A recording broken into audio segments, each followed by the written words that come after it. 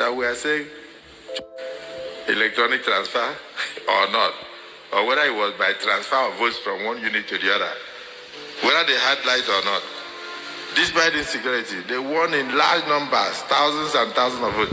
In fact, in one particular region, the presidential candidate won the 5 states in his region. He won all. He even incurred into South and took Delta. He went into Lagos and took, with the same act that we are talking about too. Maybe it's even better that we leave the act so that they will see that no matter how you jump from here and there, you will still lose. May God. From this video, you can clearly see that the Senate President Godswill Akpabio was giving a sarcastic response to Nigerians and also widely seen as mocking Peter Obi and the opposition parties, and more importantly, over the National Assembly's refusal to include mandatory electronic transmission of election results to the IREF portal. And a lot of Nigerians must pay good attention to this.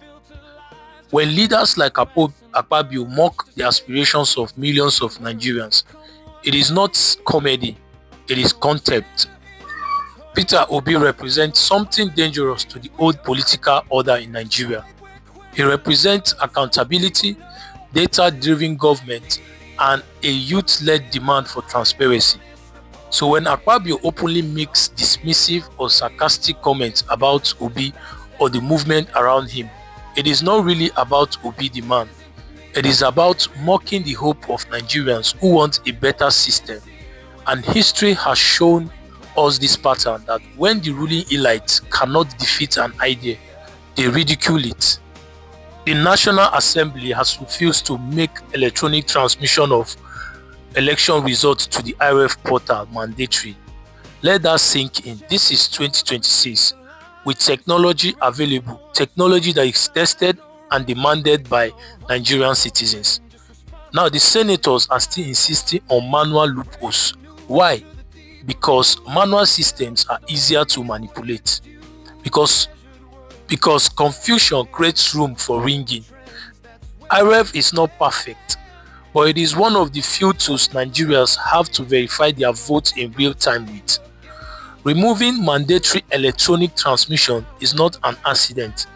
It is the strategy of the incumbent to prevent Nigerians' votes, which matters.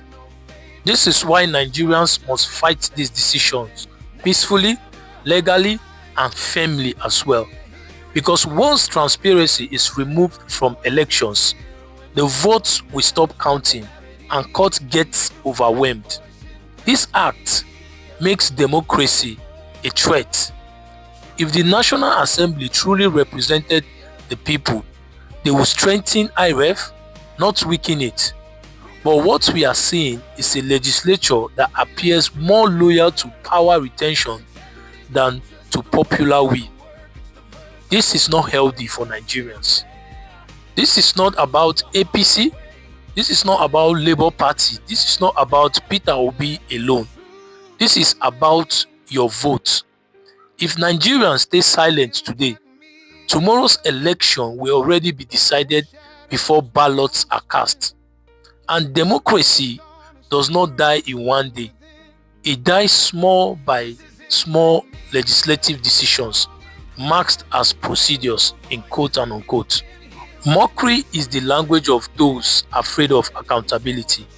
And when the National Assembly rejects electronic transmission, always remember this, that they are not rejecting technology, they are rejecting Nigerians.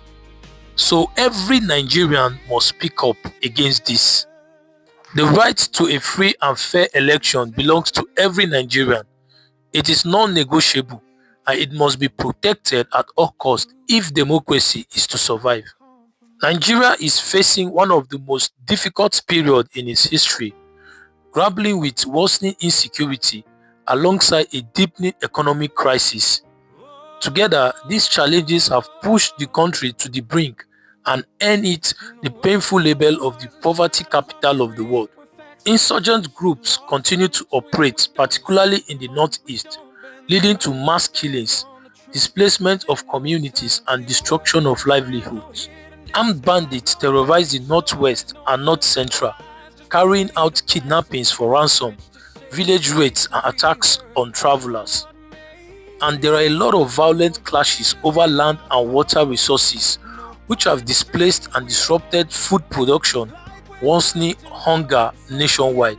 Data from global estimates shows that at various points over recent years, Nigeria once had more people living in extreme poverty, that is, those surviving on or less than $1.90 a day, than India. In part because Nigeria's economy grew slower than its rapidly increasing population, and poverty in India was falling sharply over time.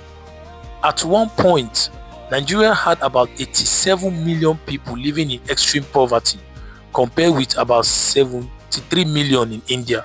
So the 2027 general elections are critically very important to Nigerians because the country is at a crossroads. Years of economic hardship, rising poverty and unemployment, and a declining standard of living have left many citizens struggling to survive.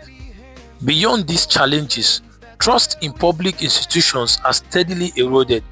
Many Nigerians feel disconnected from decision making and doubt whether governance truly reflects the will of the people.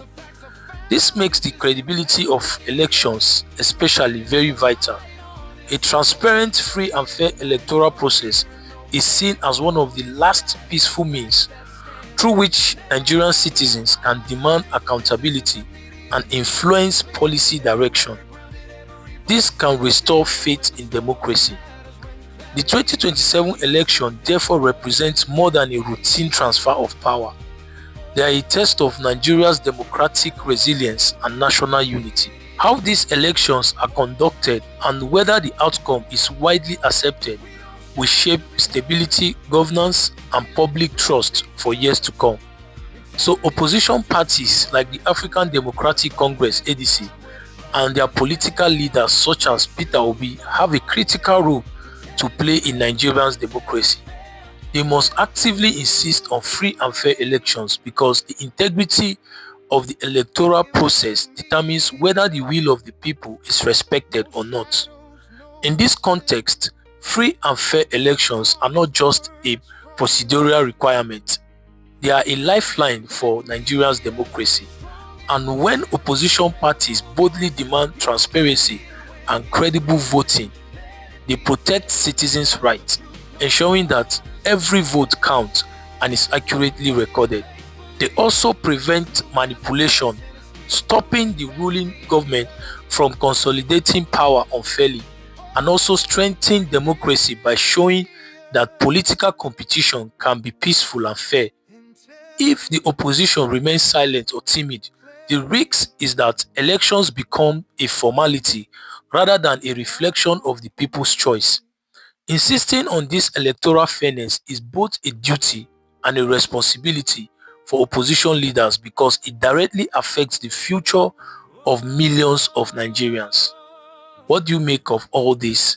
Please comment your thoughts in the comment section. This is Impact Media. Don't forget to subscribe, like, and share this video. I will see you again in the next one. Thank you.